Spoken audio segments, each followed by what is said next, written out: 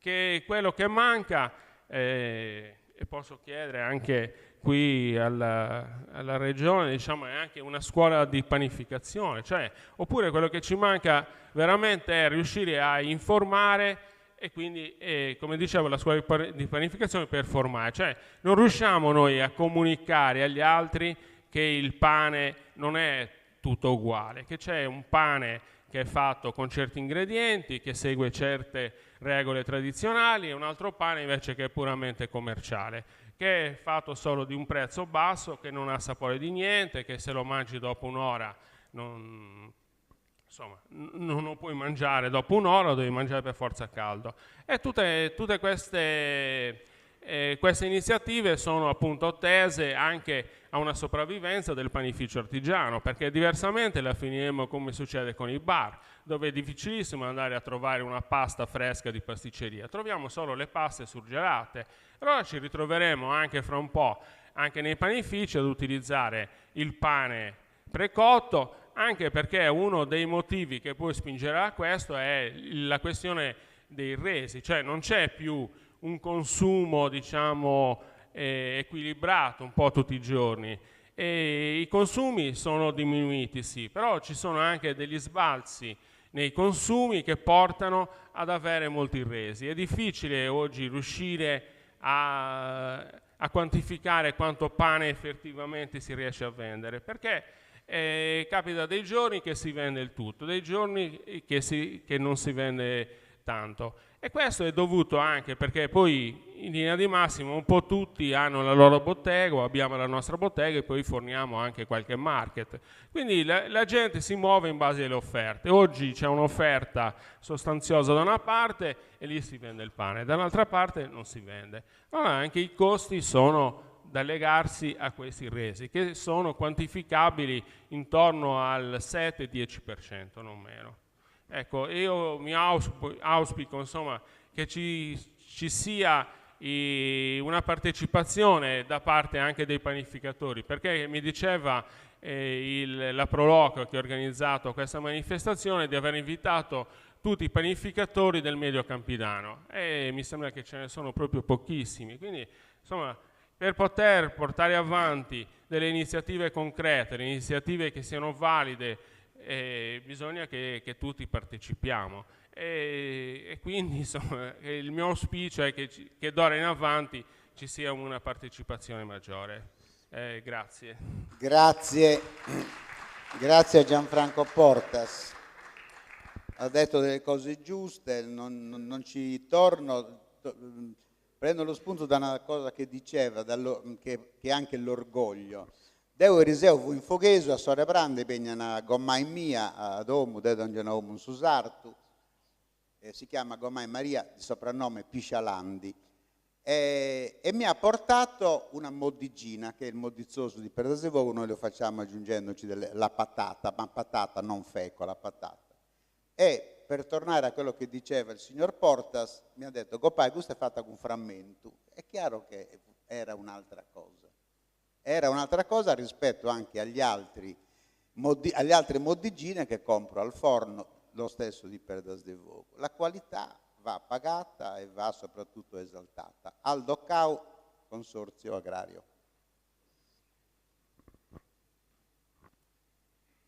Pronto, sì. Buongiorno a tutti.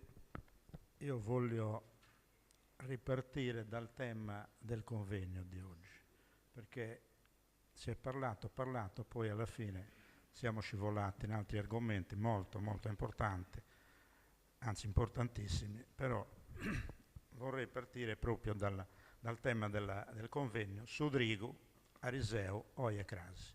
A proposito di Oi, tengo di una Grai, di una macchina Fiat di sicuro, la chiave è marroncina, che è una da perdita.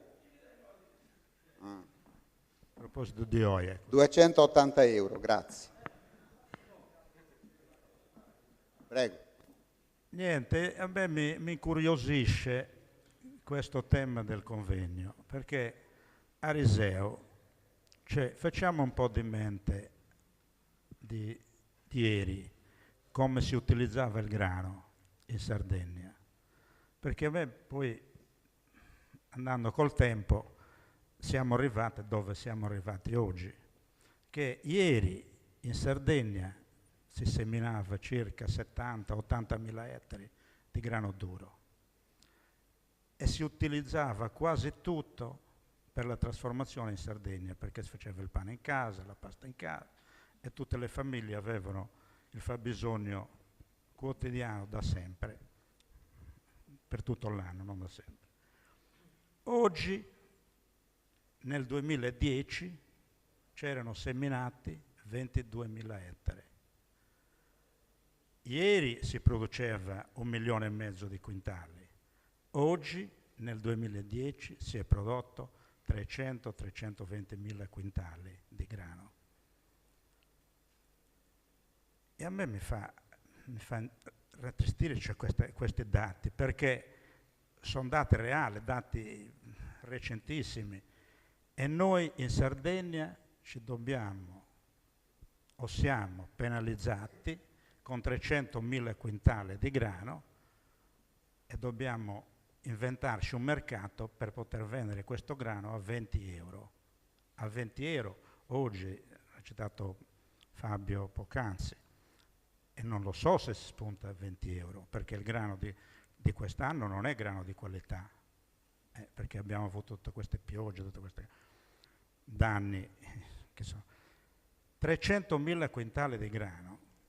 Stavamo parlando poc'anzi del pane Carasau, ma abbiamo un dato o un'idea cosa assorbe il pane Carasau in Sardegna di grano, perché quello viene prodotto da grano duro, non viene prodotto da grano tenero come il pane normale.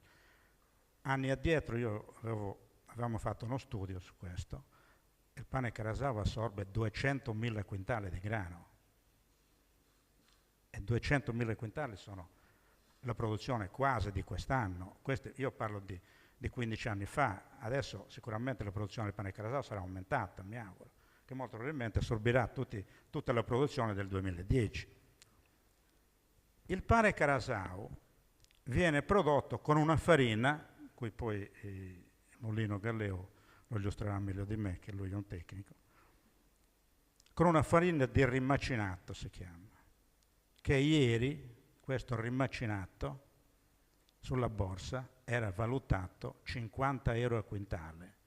Da un quintale di grano si produce 80 kg di rimacinato. Fate un po' di conti dove arriva il prezzo del grano. È il produttore 20 euro. 20 euro. Ma siamo proprio, io a questo punto mi tiro indietro, cioè non conferisco più grano o non produco più grano, per che cosa? Per continuare a ingrossare, come giustamente ha detto Fabio prima, le grandi distribuzioni o la grande industria. La stessa cosa per il latte, Fabio, uguale identica, perché anche lì, voglio citare un passaggio proprio per la produzione del latte. In Sardegna abbiamo 3 milioni di cappi. 3 milioni di cappi, la media regionale, sono 120 litri a capo. Quanto latte produciamo? Molto probabilmente se utilizzavamo tutto il formaggio prodotto in Sardegna nei ristoranti, la grande, non ci bastava. Siccome ne arriva da altre parti il latte, come arriva grano, ecco dove ci penalizza a noi.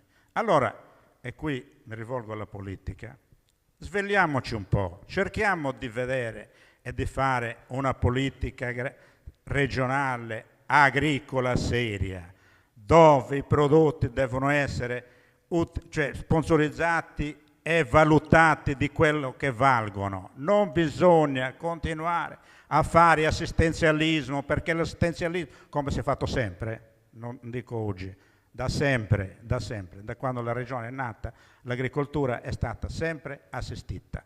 Non si è mai fatta una politica agraria seria dove si deve intervenire massicciamente perché l'agricoltura deve migliorarsi.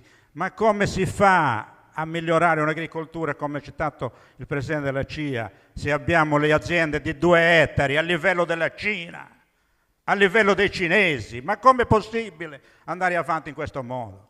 Non è possibile.